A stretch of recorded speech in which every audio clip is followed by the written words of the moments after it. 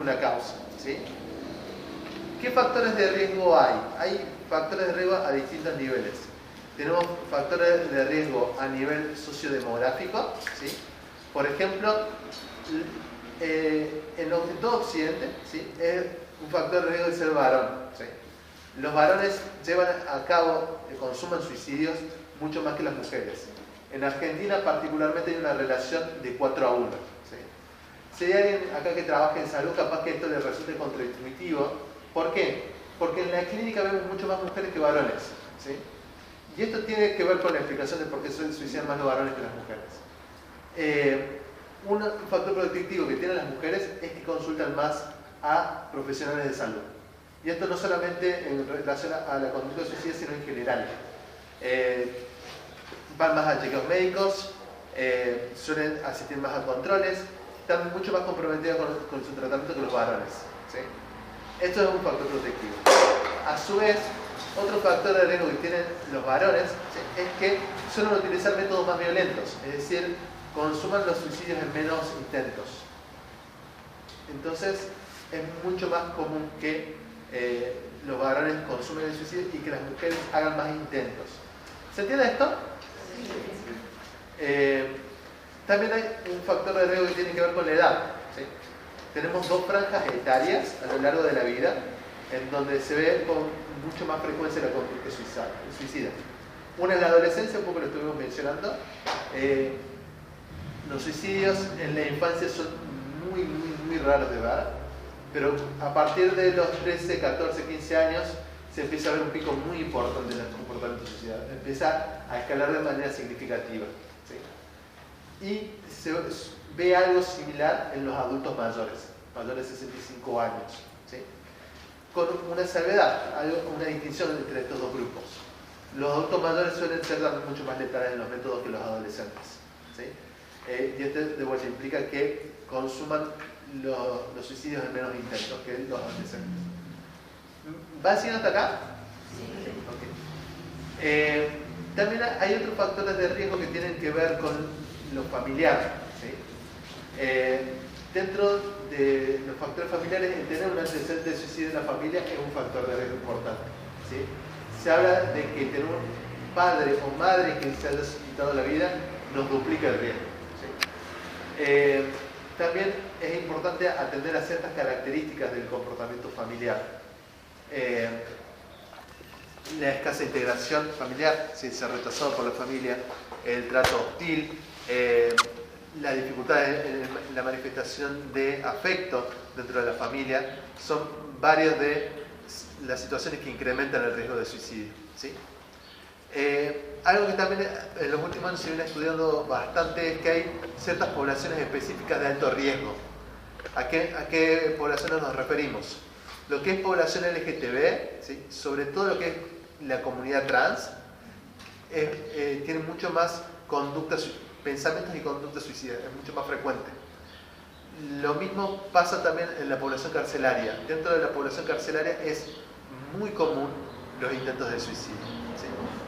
¿Van siguiendo hasta acá? Sí. Por otra parte, hay factores que tienen que ver con lo psicológico.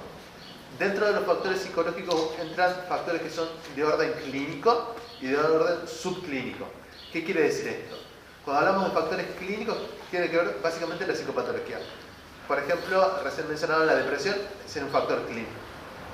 Pero hay otros que son subclínicos en el sentido de que están en la población general. Por ejemplo, la dificultad en el afrontamiento emocional, ¿sí?, tener problemas para regular nuestras emociones, es un factor que nos puede pasar a cualquiera, digamos, tener dificultades en el afrontamiento emocional, aun cuando no tengamos ninguna psicopatología. Problemas en la resolución de problemas, para la redundancia. ¿Sí?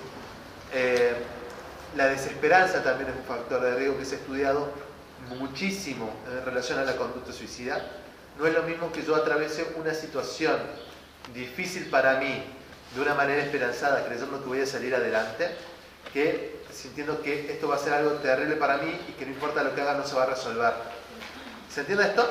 Sí. Eso, perdona, podría ser resumido como falta de resiliencia, digamos. Una persona que no tiene capacidad de adaptarse puede ser un factor de riesgo. Sí, o sea, yo no diría que resumido, tiene que ver la resiliencia, pero no diría que la resiliencia resuma eso. Porque la desesperanza se manifiesta en función de tres cosas, ¿sí? Se manifiesta respecto a la expectativa del mundo externo, respecto a las expectativas hacia mí mismo y las expectativas que yo tengo hacia el futuro, ¿sí? La resiliencia tiene que ver mucho con la expectativa que yo tengo hacia mí mismo, si yo puedo afrontar esta situación. ¿Me explico? ¿Qué tan capaz me siento yo de sobrellevar la situación difícil que estoy llevando? ¿Sí? De lo que me está pasando. Ahora, cuando hablamos del mundo externo, por ejemplo, la expectativa que tiene la persona hacia el mundo externo, puede ser que vea el mundo como hostil. Por ejemplo, pensemos en una persona que está privada de la libertad o una persona que sufre de manera crónica abusos sexuales, ¿sí? Muy probablemente tenga una expectativa hacia el mundo como algo muy dañino, muy hostil. Y también la expectativa hacia el futuro, si es que hay posibilidad de cambiar la situación que la persona está viviendo, si es que ella o el entorno pueden cambiar. ¿Me explico? ¿Acá? Sí. Entonces, es un factor muy, muy importante a tener en cuenta. ¿Cuál es la expectativa que la persona tiene respecto a sí misma, hacia el afuera y hacia el futuro?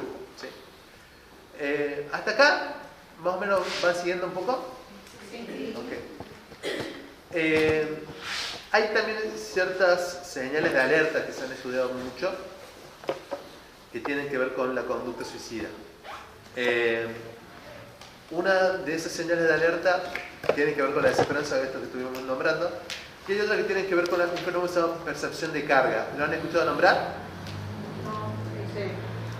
Percepción de carga, básicamente, resumido en pocas palabras, es el sentimiento de ser un problema para los otros. ¿Sí? Esto de yo estorbo, molesto, no voy a pedir agua porque seguro estoy jodiendo, no te voy a escribir un mensaje porque capaz que estás con otra cosa y no te quiero molestar. Esto que es muy recurrente muchas veces, ¿sí? Tiene un nombre que es de percepción de carga.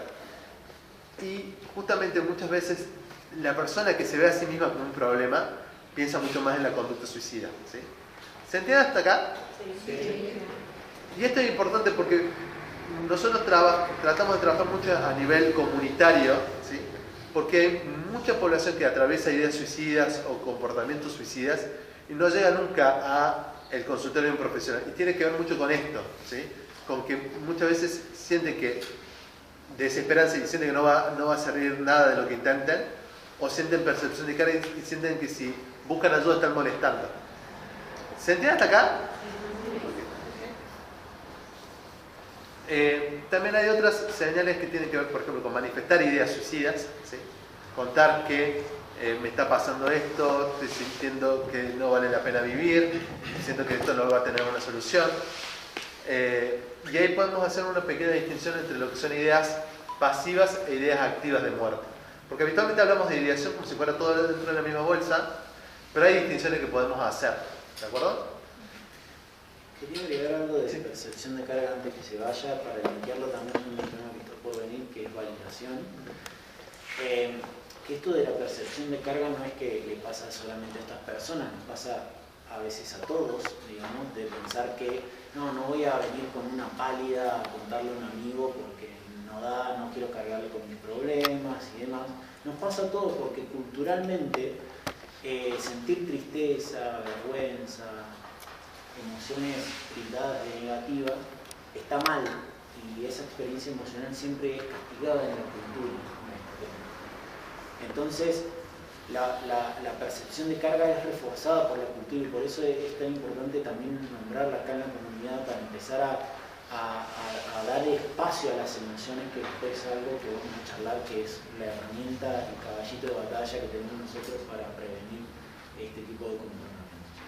Nada más. Transmitir a nivel cultural esto de que nadie es una carga es algo muy importante y algo muy rico eso.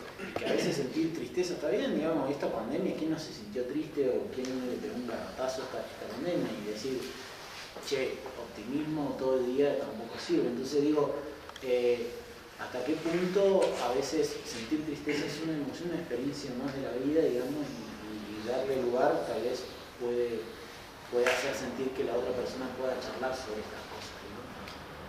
Totalmente. Bien. Les estaba comentando, digamos, de ideas pasivas e ideas activas sobre la muerte, ¿sí? Cuando nosotros escuchamos comentarios de tipo ojalá me durmiera y no me despertara más, ojalá Dios me llevara, ¿sí? Estamos escuchando ideas sobre muerte, pero no una idea en la cual la persona esté pensando una conducta para producirse la muerte, sino que está pensando ideas en las cuales la muerte viene como de afuera. ¿Se entiende esto? Entonces a eso le llamamos ideas pasivas. Mientras que cuando hablamos de alguien que está pensando en haría tal o cual cosa, ¿sí? Estamos hablando de ideas activas, porque ya está comprometido con producir ese efecto, ¿sí? Y esto es una distinción importante porque cuando más actividad vemos en esa ideación, más de riesgo es. ¿De acuerdo? No es lo mismo haber tenido una idea hace un año de muerte que tener ideas todos los días sobre la muerte o experimentarlas con mucha ansiedad, con mucho malestar, ¿sí? Eso también es una parte importante a tener en cuenta. También tenemos ciertas señales de alerta que no son verbales, es decir, no son cosas que la persona diga, sino que son cosas que se pueden manifestar a lo largo de la evolución de la persona, ¿sí? Una de ellas es lo que es la irritabilidad, ¿sí? Y esto es interesante porque muchas veces cuando nos imaginamos a alguien en crisis, ¿sí? Nos lo imaginamos triste, nos lo imaginamos angustiado, llorando. No se nos cruza, digamos, que puede ser que esté enojado por todo, ¿sí? Y esto también puede ser una señal de crisis muy importante, ¿sí? Cuando hay un aumento significativo, digamos, de la irritabilidad de la persona. Sí, y sobre todo es importante, digamos, compararlo con cómo es la persona habitualmente, ¿sí? Porque claro, que te después, pero lo no verbal tiene que ver con los cambios repentinos en la conducta, ¿no? Quizá era una persona que a lo mejor, como todas, se enojaba, pero no de una manera significativa o que se perturba de manera repentina y por cosas que pasan habitualmente, ¿no? Entonces, esos cambios repentinos en la conducta de las personas que nosotros frecuentamos o con las que estamos son los que nosotros le tenemos que prestar atención, ¿no? Y ahí se asocia con lo que veníamos diciendo anteriormente, no como llamado de atención, sino que justamente nos llame la atención a nosotros ese cambio de conducta repentino, ¿se entiende? También muchas veces lo que tiene que ver con el estado del sueño, digamos, que tanto duerme o deja de dormir la persona. Y en los dos sentidos nos tiene que llamar la atención. Una persona que duerme todo el día, ¿sí? Muchas veces trata de dormir para no sentirse como se siente, para evitar ciertas emociones. Y también puede pasar que la persona, por estar todo el tiempo bombardeada con pensamientos, no pueda conciliar el sueño. Entonces, ambos casos son situaciones a considerar, ¿sí? También lo que tiene que ver con el estado de ánimo y sobre todo con la voluntad. Y esto es algo muy interesante porque muchas veces se confunde con vagancia, ¿sí? Lo que puede ser un problema de salud mental, ¿sí? Pensemos en la depresión. La depresión afecta mucho la voluntad. La persona literalmente no tiene ganas de nada. Y esto es algo bastante difícil de entender para alguien que no está atravesando lo mismo o no ha atravesado lo mismo. Que es sentir como que tenemos el cuerpo cargado con un montón de bochas, ¿sí? El cuerpo nos pesa y todas las cosas nos cuestan un montón, ¿sí? Y esto es importante verlo siempre en relación a cómo es la persona habitualmente.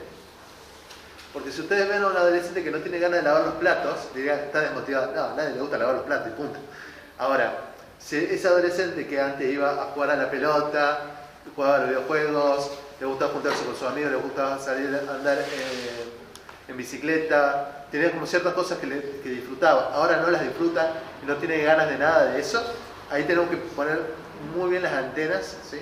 Porque ahí hay algo que se está desarrollando y que no es normal.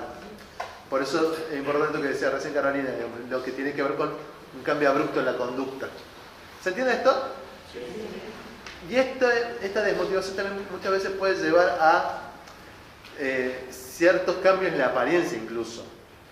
Porque pensemos a alguien que siente dificultad para todo, que está desmotivado para todo. Puede muchas veces manifestarse desasiado, con cierta falta de higiene, ¿sí? Despeinado, barbudo, ¿sí? ¿Se entiende esto? Sí. Entonces, esos son también algunas señales de alerta no verbales. También puede pasar lo opuesto, por esto que les mencionábamos hace ratito, digamos, de la decisión tomada, ¿sí? Muchas veces alguien que es habitualmente desalineado se empieza a mostrar como sobrealineado y también nos tiene que llamar la atención. Yo he tenido oportunidad de hablar con un par de pacientes que han sobrevivido afortunadamente a intentos de suicidio. Y algo que me comentaban es que muchas veces antes de hacer un intento, ¿sí?, querían despedirse de sus amigos y querían que los vieran bien, ¿sí?, como dejar un último recuerdo. Y en esas situaciones muchas veces se presentaban mejor de lo que habitualmente lo hacían, justamente con esta intención. ¿Me explico en esto? Entonces es algo que desde afuera puede resultar bastante confuso. Lo que tiene que ver con despedidas, lo que tiene que ver también con regalar pertenencias. Muchas veces hay trámites que las personas hacen, como poner al día el seguro, como pagar deudas pendientes, que tiene que ver con esto de cierre. ¿Sí? ¿Va siguiendo hasta acá un poco? Sí. Okay. ¿Están cansados? Todavía no. ¿Qué más? ¿Me estoy leyendo? Ah, Importante hablar.